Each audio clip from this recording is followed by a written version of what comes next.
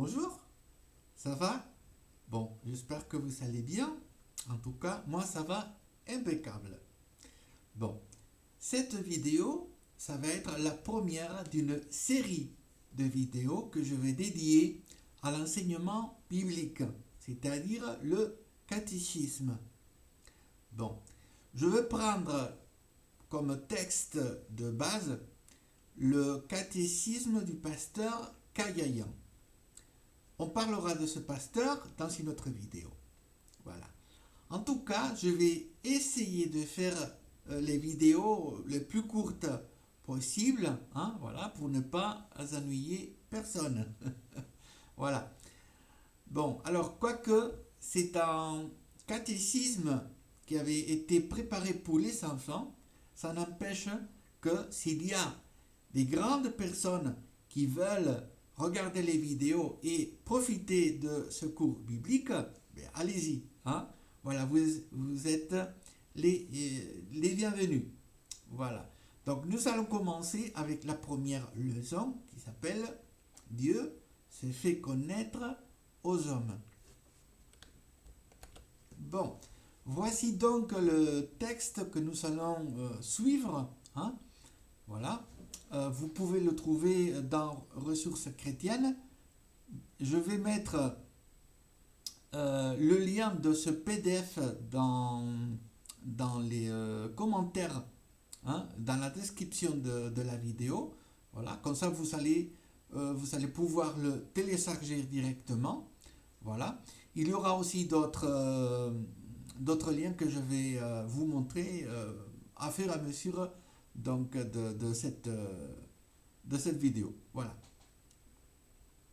Donc, ce catéchisme, le mot catéchisme, ça veut dire enseignement de la Bible. Voilà. Autrefois, la personne qui se convertissait au christianisme, on l'appelait un catéchumène. Voilà, c'était un langage un peu c'est un langage un peu archaïque. Hein. Voilà, puisque ça fait quelques siècles qu'on n'emploie plus ces mots-là. Voilà. Donc, autrefois, quand une personne voulait se convertir, puis se faire baptiser, voilà, il devenait catéchumène. Voilà, c'est-à-dire étudiant. Voilà, étudiant de la parole de Dieu. Voilà. Et pour ainsi dire, le texte ou le livre, hein, ou la base de l'enseignement s'appelait le catéchisme. Voilà. Ok. Bon, ce catéchisme préparé par le pasteur Kagayan s'appelle Dans ta lumière. Hein, voilà. Dans ta lumière, nous voyons ta lumière. Voilà.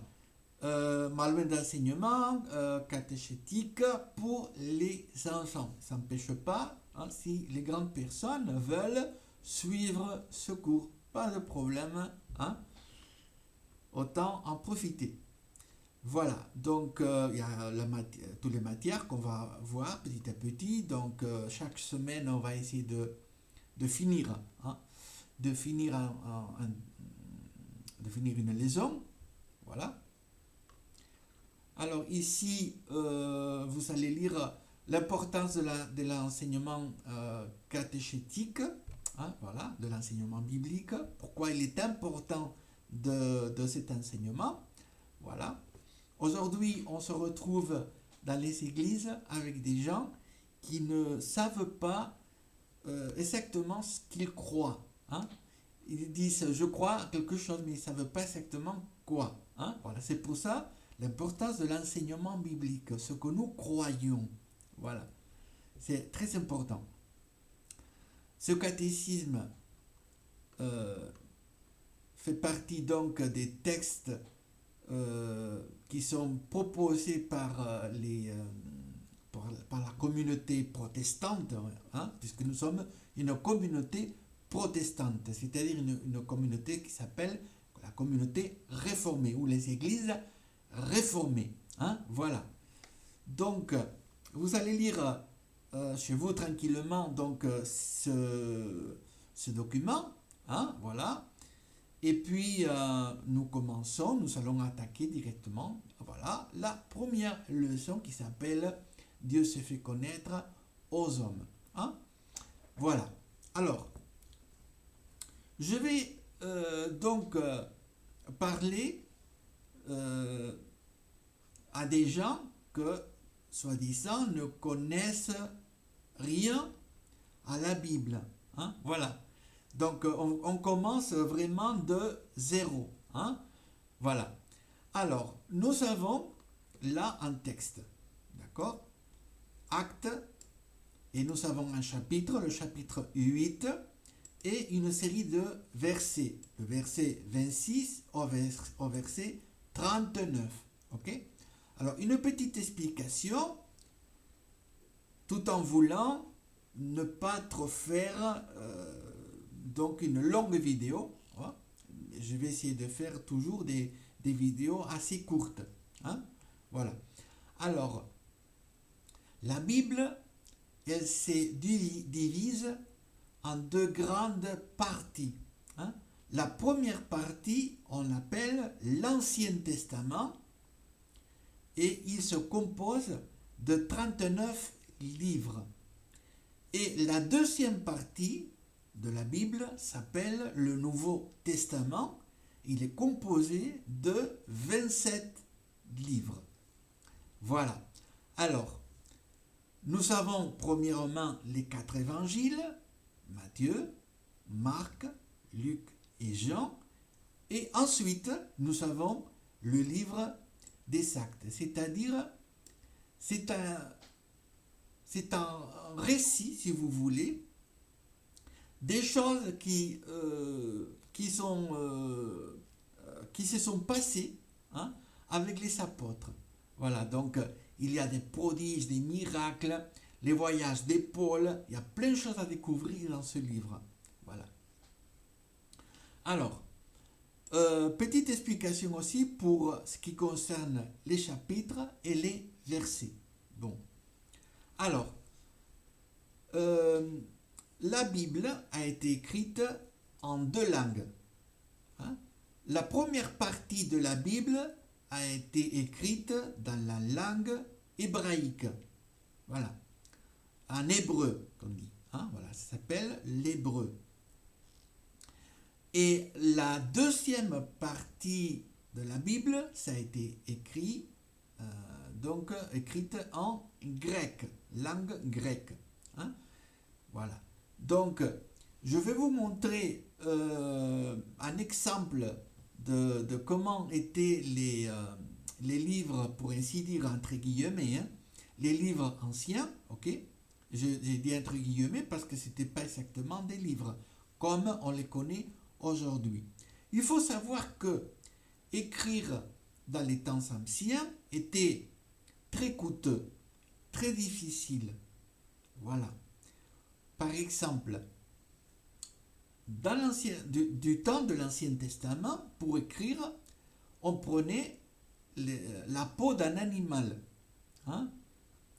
Cette peau, hein, devait suivre donc une suite de, comment on demande, des traitements.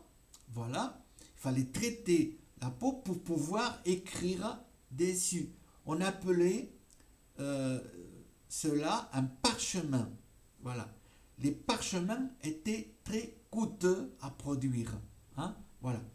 Dans le temps du Nouveau Testament, il y avait une autre sorte de, pour ainsi dire, de fabrication, hein, de production, hein, du papier, si on peut dire, toujours entre guillemets.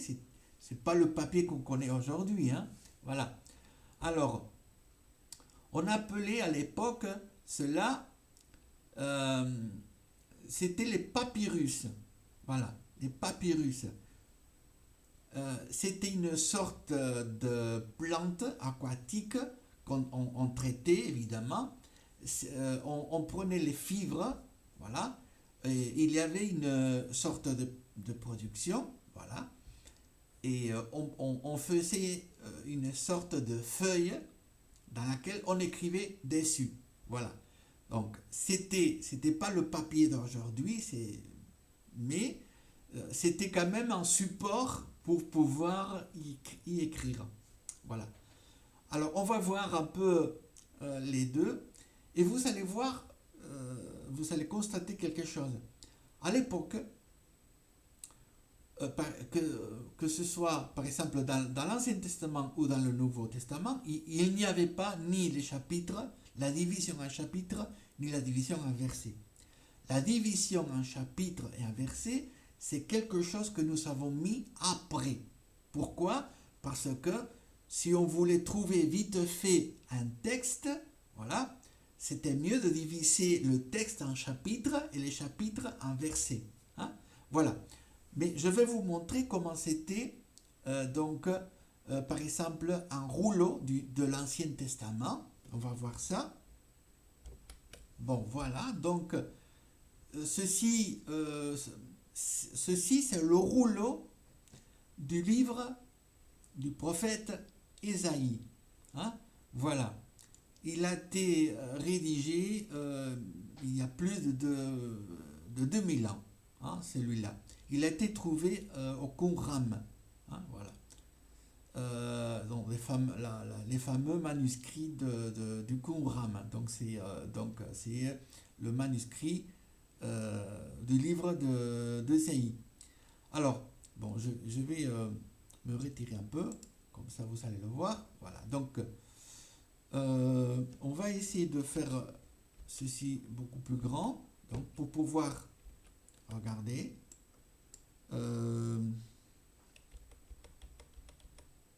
Voilà.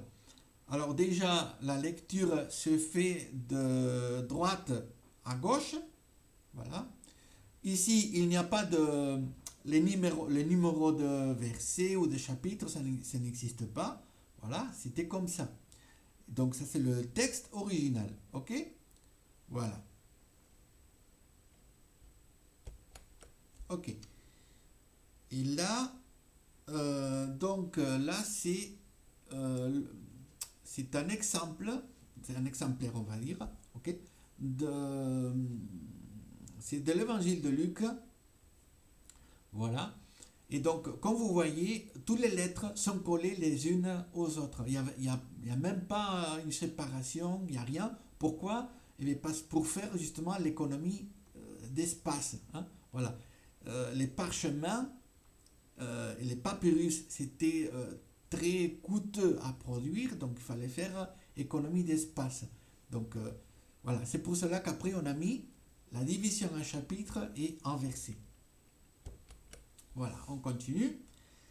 Alors, je vais vous mettre aussi dans la description de cette vidéo une Bible en format PDF que vous pouvez télécharger directement. Ok? Donc, je vais vous montrer ce que c'est comme Bible.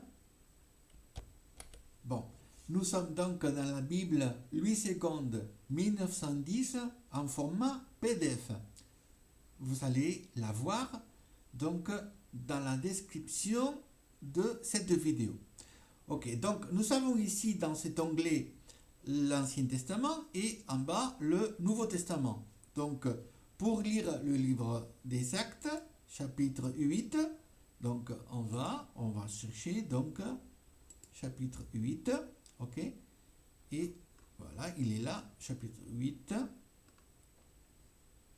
Ici on peut mettre, alors, affichage donc en continu, voilà, ok. Et là c'est l'histoire des Étienne, hein, et le ministre de Candace, de la reine Candace. Alors,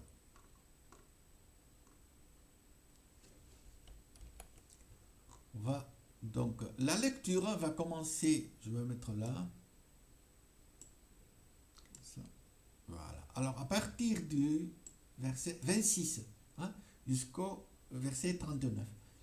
Voilà, donc je vous laisse découvrir le passage, donc vous allez le lire tranquillement chez vous. Je vais juste le commenter un petit peu pour que vous connaissiez un peu aussi cette histoire, cette belle histoire de la parole de Dieu. Amen. Bon. Alors, avant de continuer, je vais juste commenter le titre de cette leçon, Dieu se fait connaître aux hommes, car c'est la vérité que nous allons apprendre aujourd'hui. Hein? Voilà. Dieu veut se faire connaître. C'est-à-dire qu'il est, on pourrait ainsi dire, ouvert à l'humanité tout entière. Voilà. Ce n'est pas que Dieu veut se cacher des hommes, c'est tout le contraire. Hein? Dieu veut se donner, hein? Dieu veut se faire connaître. Voilà. Il veut, la volonté de Dieu, c'est que tous les hommes puissent lui connaître, connaître Dieu. Voilà. La question que nous pouvons nous poser aujourd'hui, c'est est-ce que l'homme a le courage de connaître Dieu? Parce que c'est un défi. Hein? Connaître Dieu, c'est un défi. Voilà. Le monde, aujourd'hui, la société dans laquelle nous vivons, c'est une société que nous appelons une société athée. C'est-à-dire qu'ils ne reconnaissent pas Dieu. Hein? Voilà. Donc, parler des dieux, c'est un peu difficile. Hein? C'est un peu difficile. Quand vous parlez des dieux dans votre entourage, vous allez voir, vous allez constater que vous allez vous faire, pour ainsi dire, refouler par les gens.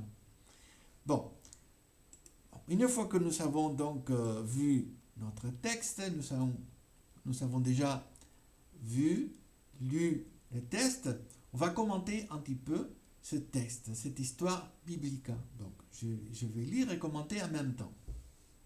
Alors, dans un grand pays d'Afrique orientale qui s'appelle l'Éthiopie, vivait un homme qui était un grand officier du palais et qui occupait une haute position à la cour de la reine Candace en tant que surintendant de tous ses trésors. Un jour, cet homme s'est rendu à Jérusalem pour adorer Dieu dans le temple.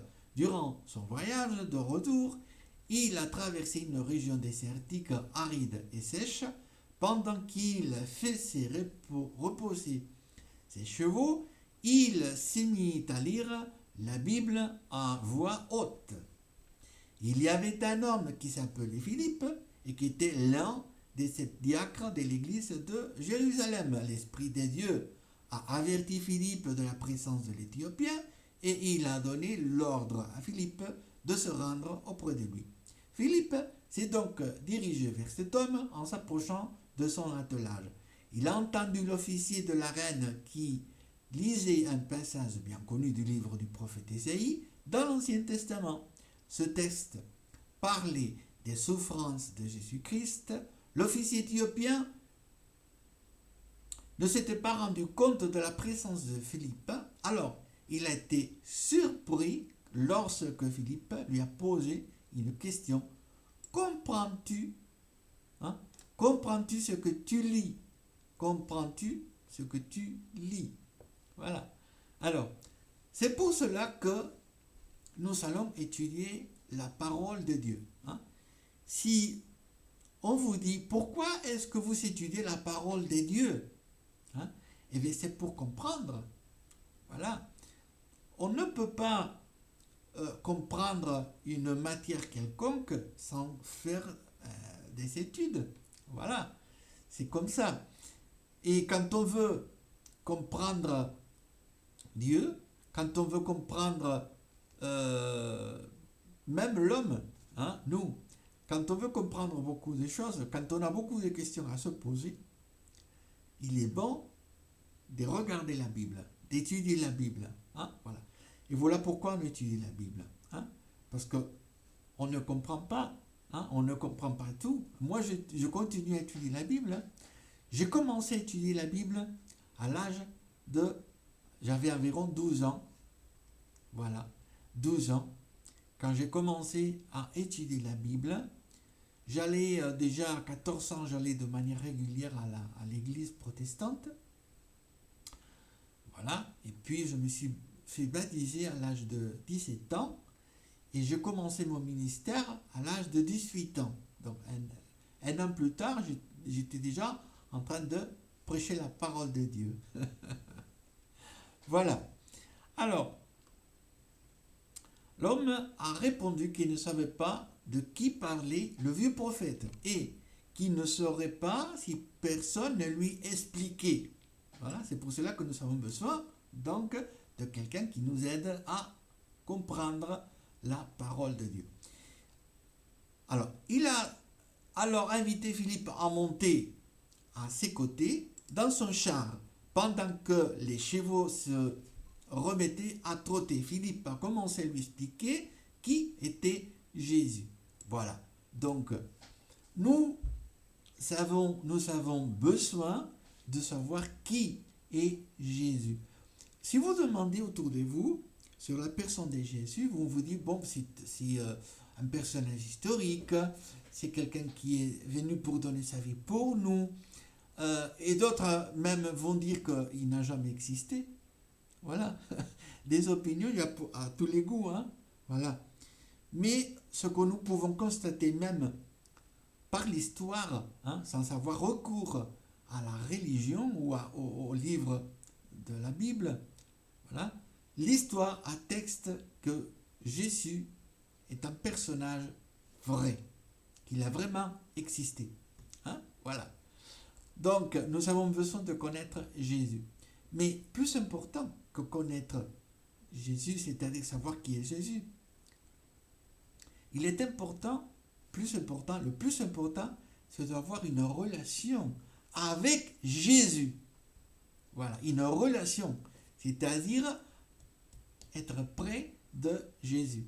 Jésus est notre ami et il est notre avocat. C'est lui qui nous aide, qui nous console, c'est notre refuge, pour ainsi dire. Hein? Chaque fois que nous avons besoin de lui, il est là, il est présent. C'est notre meilleur ami. Amen. Bon, alors, regardez, quel spectacle réjouissant de voir ces deux hommes en train de parler du Christ au milieu du désert. Philippe était animé d'un grand zèle. L'Éthiopien, attentif, buvait chacune de ces paroles. Alors ça, c'est formidable. Quand nous avons soif de connaître Dieu, quand nous avons soif de connaître la vérité. Si vous voulez connaître la vérité, hein, il ne faut pas fermer les oreilles, il ne faut pas fermer les yeux, il ne faut pas fermer son intelligence. Il faut être ouvert, il faut entendre, il faut voir. On a besoin de voir, d'entendre, de comprendre. Voilà.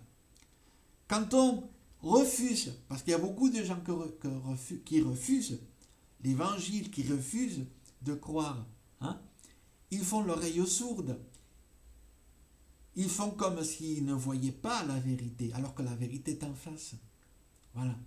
Hein? Ça ne leur convient pas de croire. Okay? Mais vous êtes là parce que vous voulez croire. Hein? Vous voulez devenir des croyants. Okay?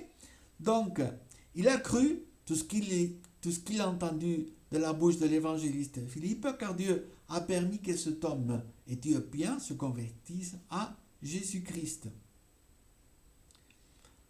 Alors, on va faire une petite parenthèse pour faire une petite réflexion.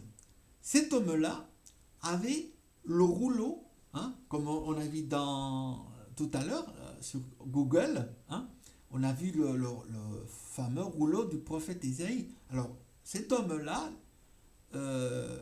éthiopien, lui, il avait le rouleau du prophète Isaïe. Hein? Mais il ne connaissait pas la vérité. Alors, ce n'est pas parce que nous avons un exemplaire de la Bible, hein, parce que nous pouvons avoir un exemplaire de la Bible comme celui-là, hein, c'est pas ça, ce n'est pas avoir la Bible comme ça qui va nous sauver. Hein. C'est quand que cet homme, l'Éthiopien, a été sauvé. C'est quand on lui a expliqué la Bible. Hein? C'est quand on lui a dit qui était vraiment Jésus. Mais surtout, il a été sauvé quand il a voulu obéir à la parole de Dieu. Hein? Voilà. Alors, le fait d'avoir la Bible en soi ne nous sauve pas. C'est quand on comprend la parole de Dieu, c'est quand on obéit à la parole de Dieu qu'on peut être sauvé. Hein? Voilà.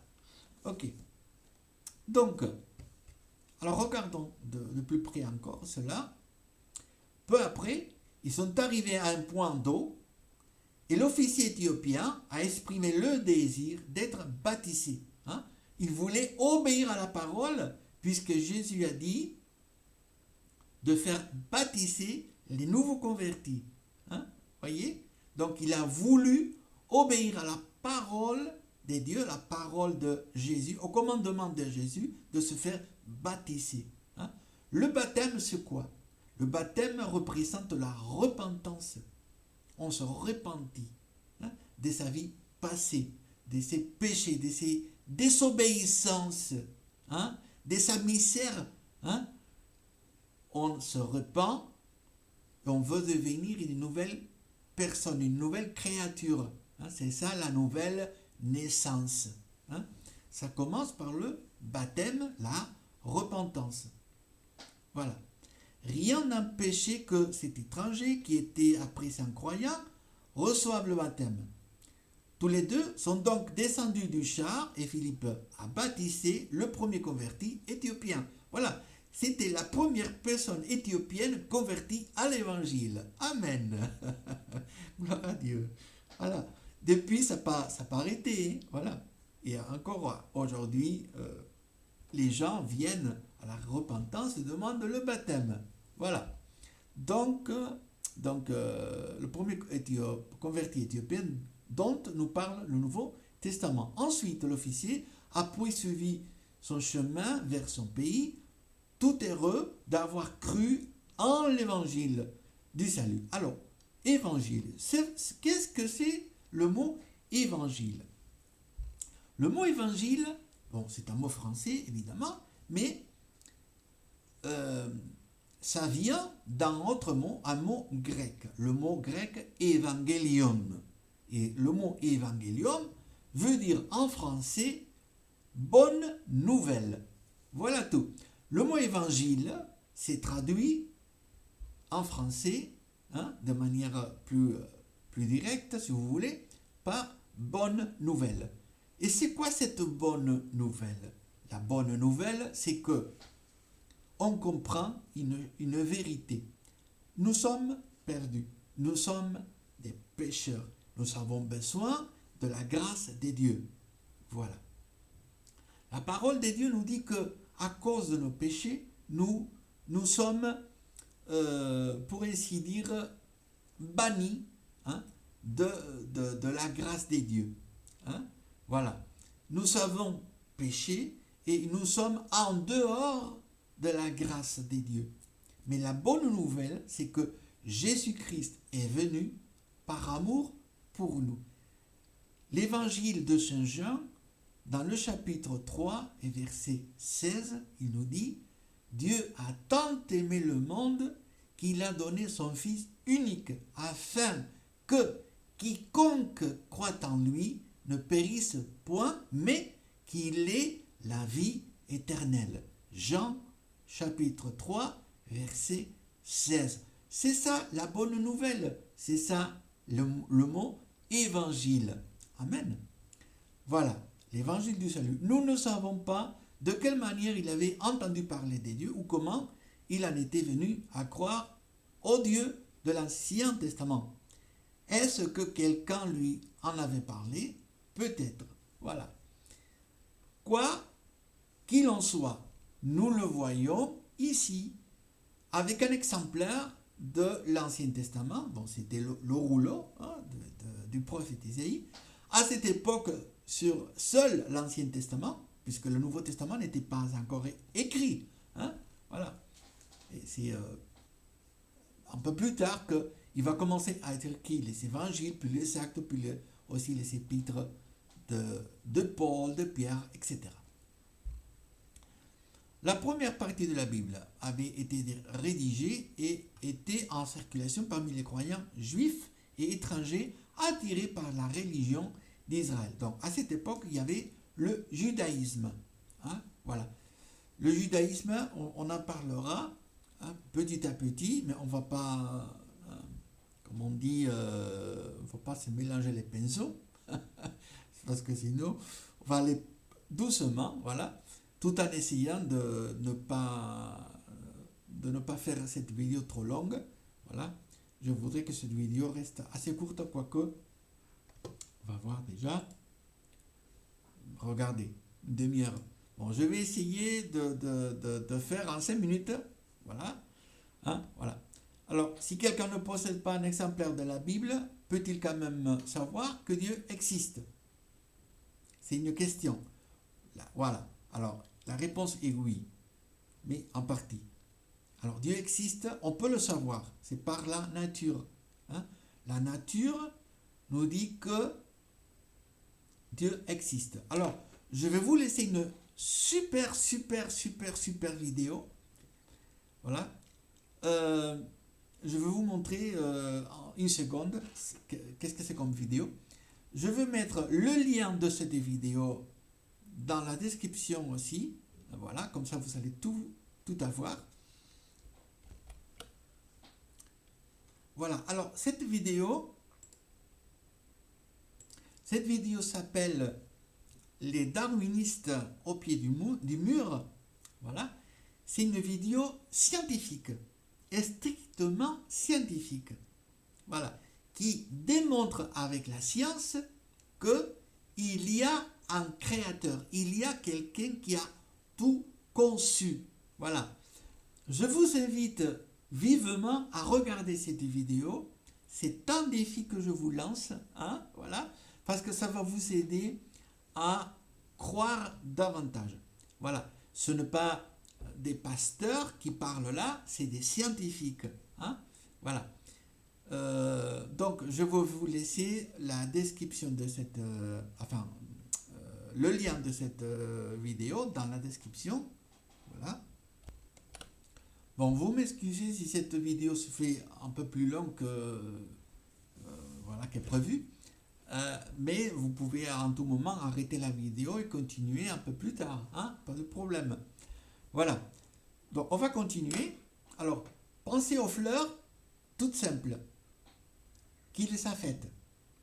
Pensez aux arbres qui les fait pousser si grands, si forts, si fiers. Seul Dieu peut leur donner la vie et la vigueur. Pensez à l'herbe qui frôle vos pieds. Seul Dieu peut la faire germer de la terre. Pensez à l'étendue du ciel, à toutes les étoiles. Personne sur terre n'est capable de fabriquer même la plus minuscule des étoiles. Bon, c'est pour cela que je vous ai mis cette vidéo scientifique, parce que ça va vous aider aussi à croire, évidemment. Bon, alors, on va réfléchir courtement à la nature. La nature nous montre qu'il y a, comment dire, par obligation, hein, c'est quelque chose, ça, on ne peut pas échapper à cette vérité. Voilà. Il y a un concepteur, quelqu'un qui a conçu toute chose. Hein? Voilà. C'est lui qui a conçu toute chose, c'est Dieu. Voilà. Donc la nature démontre l'existence de Dieu. Malheureusement, la nature ne nous montre notre propre nature, la nature humaine. D'accord? La nature nous montre l'existence de Dieu. Mais la nature ne peut pas nous parler du péché, ne peut pas nous convaincre de nos péchés. Où est-ce qu'on peut être convaincu de nos péchés, nos désobéissances, et aussi comment être convaincu du besoin de la parole de Dieu, du besoin de Dieu. Et bien c'est là justement dans la parole de Dieu. Hein? Donc, la nature par elle-même peut nous montrer l'existence de Dieu. Mais c'est grâce à la parole de Dieu que nous découvrons le salut. D'accord? Donc le salut, c'est à travers la parole. D'accord? Mais on peut découvrir Dieu, évidemment, l'existence de Dieu à travers la nature. Hein? Voilà. Ok. Bon, je vous laisse donc découvrir le reste de ce récit, d'accord? Vous allez voir. Ok, et on passe à cette révision. Après, c'est le point numéro 3, d'accord? Il y a les questions et les réponses à côté, vous voyez? Ok? Il y a une prière à faire. Nous allons évidemment prier un peu, hein, puisque c'est aussi le but du catéchisme, c'est de connaître la parole de Dieu, mais aussi de s'approcher un peu de lui. Hein. Petit à petit, on s'approche de lui. Hein. Voilà, on va remercier Dieu. Amen. Donc, Seigneur Dieu, je te remercie parce que je te connais. Je te remercie pour les belles choses que tu as créées. Je te remercie pour la Bible. Aide-moi à la comprendre toujours mieux. Je te remercie pour Jésus-Christ, mon Sauveur. Je te prie en son nom. Amen. Je te prie, Seigneur, aussi pour tous les gens qui vont regarder cette vidéo, pour les enfants et pour les grandes personnes qui vont aussi être amenés aussi à lire la parole, à étudier la parole de Dieu. Je te prie pour tous les enfants, pour leurs besoins spirituels. Je te prie au nom du Père, du Fils et du Saint-Esprit. Amen. Gloire à Dieu. Bon, il y a aussi un texte à mémoriser, c'est celui-là. Ta parole est une lampe à mes pieds et une lumière sur mon sentier. Hein, on va mémoriser ce texte. Hein, c'est une phrase, mais c'est un texte biblique qui se trouve dans le livre du psaume, hein, le livre des psaumes chapitre 119 et verset 105. Voilà, on a des questions à se poser. Hein. Donc, si vous avez des questions, vous pouvez laisser vos questions dans la boîte donc, des commentaires hein, de cette vidéo. Hein. Alors déjà, comment vous comprenez déjà tout cela, hein, cette leçon? Vous pouvez répondre à ces questions ou vous pouvez augmenter les questions. Hein. Voilà. Vous pouvez aussi répondre à ces questions dans les commentaires. Hein. Comment connaissons-nous Dieu? Voilà. Ceux qui ne possèdent pas la Bible peuvent-ils savoir que Dieu existe? Hein, la réponse on a dit tout à l'heure, oui. Ils peuvent savoir que Dieu existe, parce que la nature nous raconte que Dieu existe. Mais nous avons besoin de quoi? De plus de la parole de Dieu. Amen. Alors, que pouvons-nous apprendre sur Dieu à travers la création? Qu'est-ce que nous ne pouvons pas apprendre à travers la nature? Hein? Donc, à travers la création, nous apprenons que Dieu existe. Qu'est-ce que nous ne pouvons pas apprendre à travers la nature? Ben, on ne peut pas apprendre notre nature humaine, c'est-à-dire qu'on a besoin de la grâce de Dieu parce qu'on est des pécheurs. Voilà. Ça, la nature ne peut pas nous apprendre. On a besoin de la parole de Dieu. Comme l'Éthiopien, il a eu besoin de la parole de Dieu.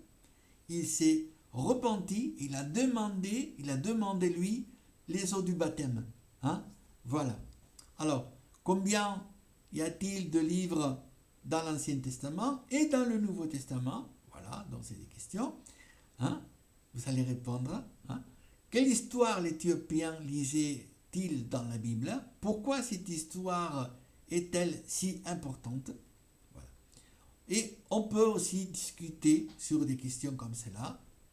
Comment avons-nous reçu la Bible? Bon, j'expliquais un peu tout à l'heure comment. Hein? Je donne toujours le même exemple. Et c'est un exemple que tout le monde va comprendre. Si je demande à quelqu'un d'écrire une lettre à ma place, c'est-à-dire je vais moi dicter la lettre, mais c'est un autre qui va écrire cette lettre. D'accord? Voilà. Et l'auteur de la lettre, ce n'est pas celui qui écrit la lettre. L'auteur de la lettre, c'est moi. C'est moi qui est l'auteur de la lettre.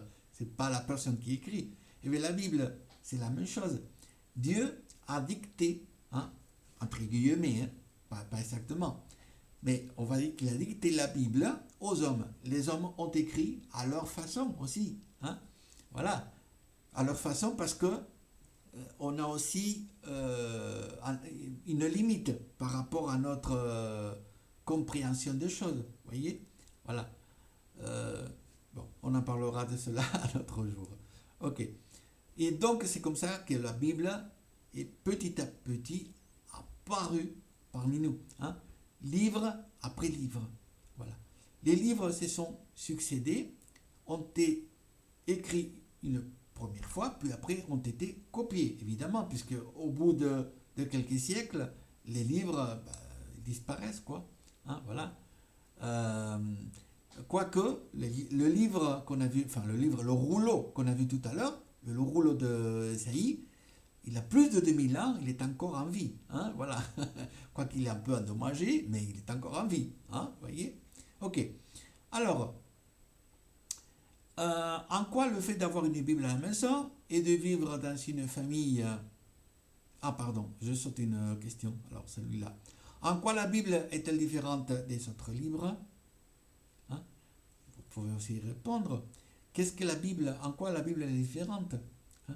Eh bien, on dit par exemple que la Bible est sous l'inspiration du Saint-Esprit. C'est-à-dire, le mot inspiration, ça veut dire insuffler. C'est-à-dire que quelqu'un a soufflé à côté d'une personne.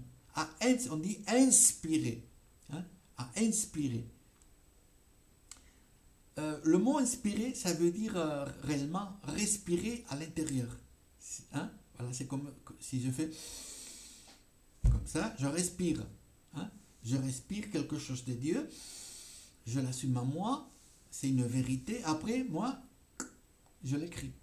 Voilà, c'est comme ça que la Bible nous est venue.